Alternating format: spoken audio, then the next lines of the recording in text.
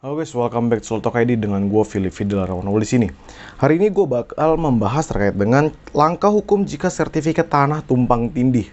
Tumpang tindih ini bisa mungkin ada double sertifikat misalnya, atau ternyata luas tanah yang tertulis dalam suatu SHM itu juga dia berseberangan ya, bukan berseberangan sih, saling tumpang tindih dengan sertifikat lainnya. Misalnya luas tanah kita tuh sebenarnya juga luas tanah milik orang lain, misalnya bisa kepotong dan lain sebagainya. Gue bakal jelasin, dan ini thank you banget dari penjelasan yang ada di dalam hukum online.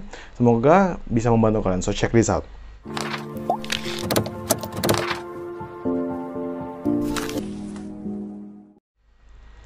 Nah, untuk mengetahui keabsahan kedua sertifikat, pertama tuh kita perlu melaksanakan pemeriksaan informasi di kantor pertanahan. Nah, jadi kita perlu mendatangi kantor pertanahan di mana tanah tersebut berada untuk memastikan kebenaran dari masing-masing sertifikat. Jadi memang kita harus datang ke BPN, terus meminta konfirmasi kepada mereka sertifikat yang mana yang benar, baik itu yang dikeluarkan oleh mereka secara langsung, dan juga menunjukkan bukti-bukti lainnya. Nah, hak atas informasi ini telah dijamin. Jadi sebenarnya tuh dijamin loh informasi dari BPN, bahwa BPN tuh bahwa kita berhak untuk mendapatkan informasi sesuai dengan pasal 34 ayat 1 PP nomor 24 tahun 1997. Itu PP tentang pendaftaran tanah. Jadi setiap orang yang berkepentingan berhak mengetahui data fisik dan data yuridis yang tersimpan di dalam peta pendaftaran, daftar tanah, surat ukur, dan buku tanah. Dari informasi tersebut, kita dapat memastikan nih kalau misalnya kita mau tahu apakah kedua sertifikat tadi itu sebenarnya tercatat di kantor pertahanan atau tidak. Bisa saja kan ada orang yang merekayasa. Merekayasa itu dalam hal dia mengada-ngada membuat atau membentuk suatu akta yang sebenarnya tidak otentik tapi menyerupai otentik untuk menunjukkan bahwa dia memiliki itu. Padahal ternyata di BPN tidak tercatat. Nah, terus habis itu kalau misalnya kita lihat, oh ternyata ada tindakan pemalsuan dan lain sebagainya, itu ada pidananya nggak sih? Ada banget pidananya. Sekarang gue bakal jelasin. Jadi dalam hal didapati bahwa salah satu sertifikat tidak tercatat di kantor pertanahan, dapat diduga bahwa pihak pemegang sertifikat tersebut melakukan pemalsuan atau pemakaian akta otentik palsu yang diatur dalam pasal 264 ayat 1, angka 1 dan ayat 2 KUHP. Nah, pasal 264 ayat 1 angka 1 KUHP, pemalsuan surat diancam dengan pidana penjara paling lama 8 tahun jika dilakukan terhadap akta-akta otentik. Nah, pasal 264 ayat 2 KUHP diancam dengan pidana yang sama barang siapa dengan sengaja memakai surat tersebut dalam ayat pertama yang isinya tidak sejati atau yang dipalsukan seolah-olah benar dan tidak palsu jika pemalsuan surat itu dapat menimbulkan kerugian. Jadi kan sebenarnya kita tahu tadi tuh bahwa ada dua sertifikat saling tumpang tindih di satu bidang tanah yang sama. Ketika dipertanyakan ke BPN, ternyata di BPN tuh ngomong, ini salah satu sertifikatnya nggak pernah didaftarkan. Kita nggak punya datanya, baik itu data fisik, data yuridis, kita nggak pernah punya yang ini. Kita nggak pernah mendapatkan permohonan untuk pendaftarannya, dan ini pasti tidak dikeluarkan oleh lembaga kami. Nah, itu menjadikan bahwa akta tadi, SHM tadi itu bukan akta otentik, bahkan bisa berujung pada pemalsuan. Makanya bisa kena tindak pidananya. Nah, menurut R. Susilo dalam buku KUHP serta komentar-komentarnya lengkap pasal demi pasal, surat yang dipalsu itu harus suatu surat yang salah satunya dapat menerbitkan hak. Nah, surat tadi kan SHM itu menerbitkan suatu hak, yaitu hak milik atas sebidang tanah. Nah, sementara akta otentik yang dimaksud adalah akta yang dibuat di hadapan seorang pegawai negeri umum yang berhak untuk itu, seperti notaris, pegawai pencatat jiwa, dan sebagainya. Jadi, akta otentik yang disebutkan di sini ini sebenarnya kan memang akta-akta yang dikeluarkan oleh lembaga terkait atau oleh pegawai negeri umum yang berhak untuk itu. Salah satu lembaga yang berwenang untuk mengeluarkan SHM itu adalah BPN. Makanya tadi perlu diselidiki lebih lanjut dari mana nih bisa terjadi seperti itu.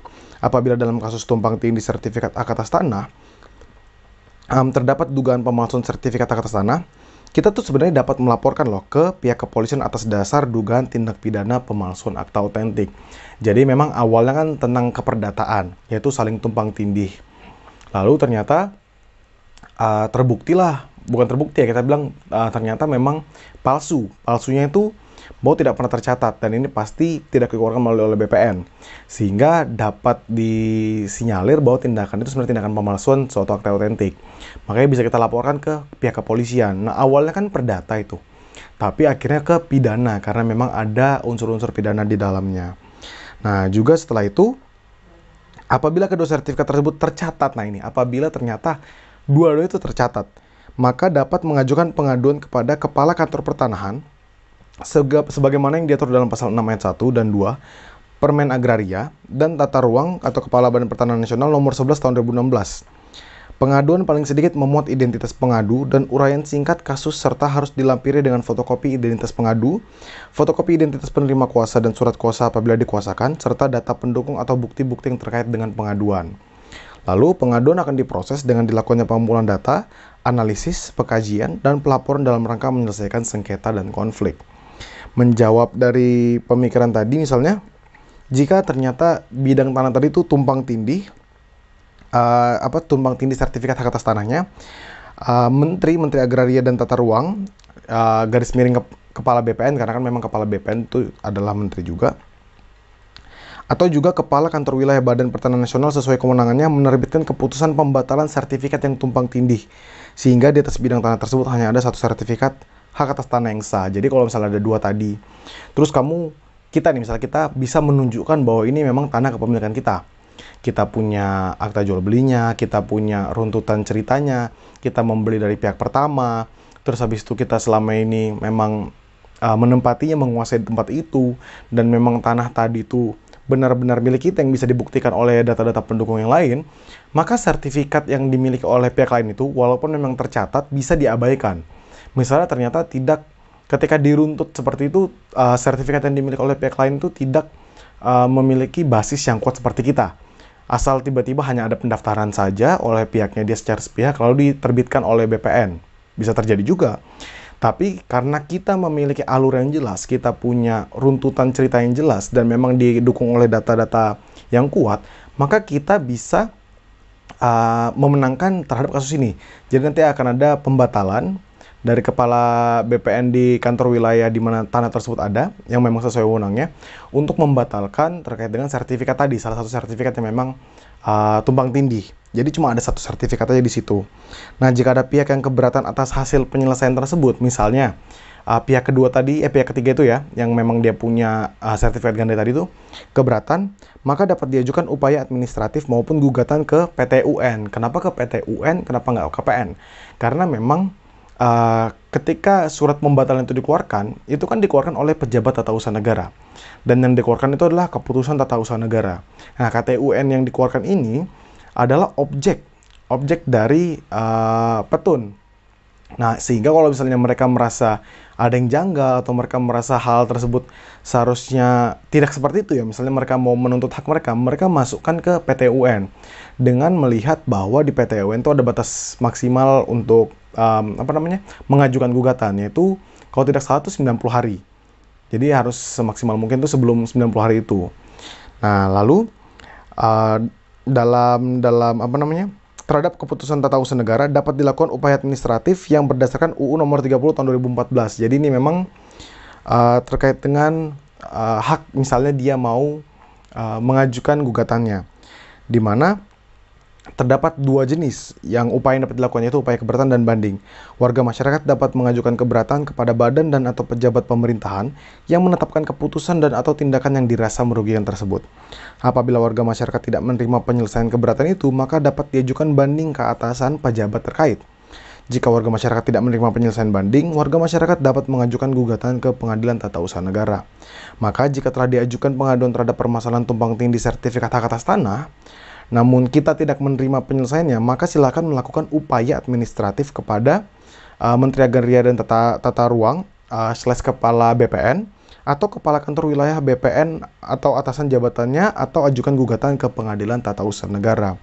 Nah, patut diperhatikan bahwa kini perkara perbuatan melanggar hukum oleh badan dan atau pejabat pemerintahan merupakan kewenangan Peradilan Tata Usaha Negara.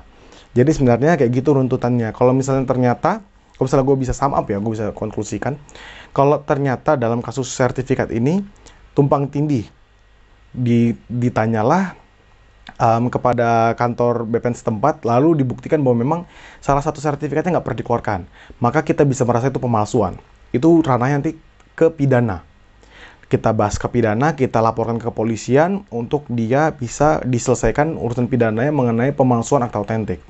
Lalu selanjutnya adalah kalau misalnya ternyata dua-duanya tercatat, terus ternyata kita memiliki bukti-bukti yang kuat, data-data pendukung bahwa memang kita yang benar, kita bisa mengajukan lagi kepada Menteri Agraria atau Tata Ruang, terus habis itu slash kepala BPN itu bersama Menteri Agraria, gue bilang nggak apa-apa, atau kepala BPN di wilayah setempat yang memang kewenangan terhadap tanah tersebut untuk memberikan keputusan pembatalan terhadap sertifikat tadi.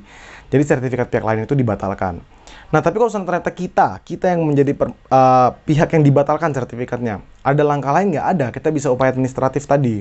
Terus juga bisa kita laporkan, bukan kita laporkan ya, kita mengajukan gugatan ke PT UN terhadap keputusan tata usaha negara yang membatalkan sertifikat kita itu.